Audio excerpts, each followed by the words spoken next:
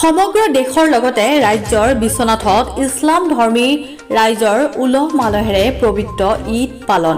সহস্ৰাধিক ভক্তপ্ৰাণ ৰাইজৰ সমূহীয়া ঈদৰ নামাজত অংশগ্ৰহণ। সমগ্ৰ দেশৰ লগতে ৰাজ্যখনৰ বিশ্বনাথতো আজি পবিত্ৰ ঈদ উলহ মালহেৰে পালন কৰে বিশ্বনাথৰ ইছলাম ধৰ্মী ৰাইজে। 30টাকৈ ৰোজা সম্পন্ন কৰাৰ অন্তত বিশ্বনাথ জিলাৰ বিভিন্ন ঈদগাহ ময়দানত সমূহীয়া ঈদৰ নামাজ উলহ মালহেৰে অনুষ্ঠিত হোৱাৰ পৰিলক্ষিত হয়।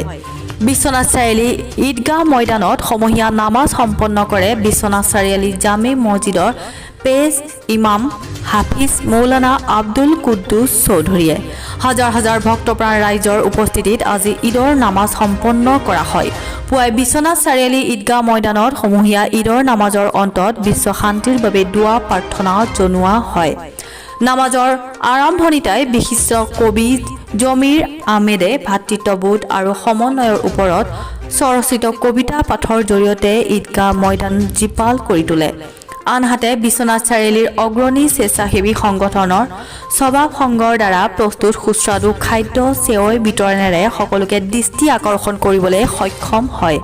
আনহাতে বিশ্বনাথৰ ধুলি মৌলবী বস্তি জিঞ্জিয়া বৰগাং চেৰেলীয়া বিহালী নিজ বাঘমাৰী বিশ্বনাথ কুমলীয়া কৰৈনী চৰাইজনীয়া বকুলা ইটাখোলাকে ধৰি বিভিন্ন ঠাইত আজি পবিত্ৰ ঈদ উলহ মালহেৰে পালন কৰে ইছলাম ধৰ্মী লোকসকলে।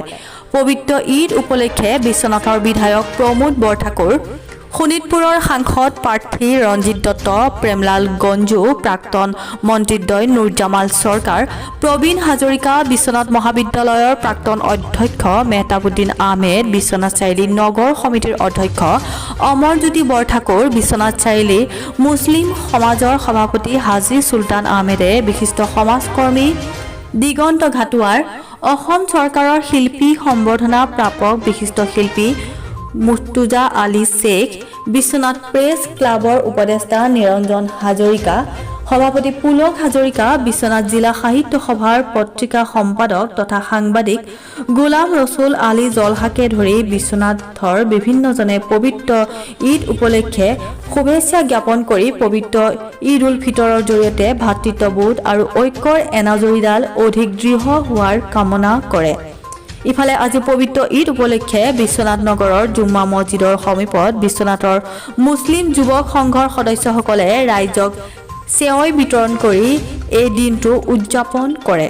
আমি দুৱা প্ৰাৰ্থনা কৰিলোঁ যাতে অসমত শান্তি থাকক আৰু ইয়াৰ জৰিয়তে আমি গোটেই অসমবাসীলৈ ঈদৰ শুভেচ্ছা যাচিলোঁ। লগতে বিশ্বনাথ জিলাখনৰো আৰু আমি সকলো ধৰ্ম জাতি জনগোষ্ঠী চবে যাতে আমি মিলিজুলি ভাতৃত্ব বচাই ৰাখোঁ তাৰ কাৰণে আমি আহ্বান জনাইছোঁ। আৰু লগতে আমাৰ বিধানসভা বিধায়ক শ্ৰীযুত প্ৰমোদ বৰঠাকুৰ ডাঙৰীয়াক আমি শুভেচ্ছা জনাইছোঁ।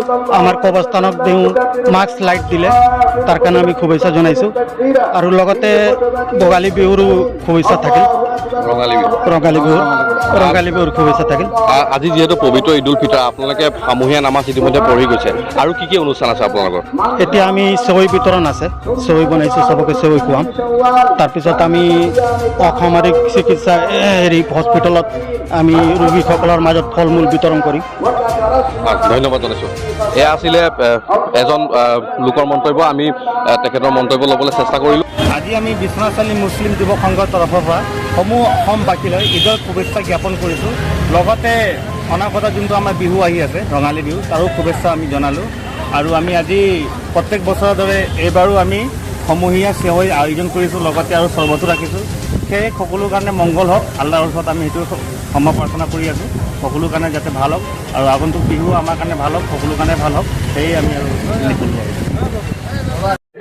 আজি ঈদ উল ফিতৰ আমাৰ মুছলমান ভাইসকলে 30খন ৰোজা ৰাখি আজি ঈদগাহ মাঠত আমি জমা হৈছোঁ মানে 2 ৰাকাত ৱাজিব নামাজ পঢ়িবলৈ মানে। আৰু আমি আপোনালোকৰ চেনেলৰ মাধ্যমত আমি সকলোকে ধন্যবাদ দিছোঁ মানে।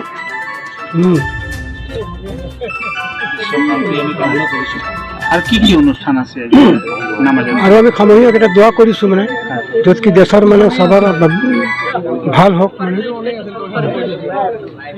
ঠিক আছে অসম আমাৰ আজি যি নামাজ হ'ল এইটো আমাৰ 30টা ৰোজাৰ অন্তত আজি আমাৰ 2 ৰাকাত ঈদৰ নামাজ মানে ঈদুল ফিতৰৰ নামাজ ঈদগাহ ময়দানত আমি পঢ়োঁ সেইটো আমি ইতিমধ্যে আদায় হ'ল আৰু আমি শান্তি আৰু সম্প্ৰীতি বজাই ৰাখিবৰ কাৰণে গোটেই অসমবাসীক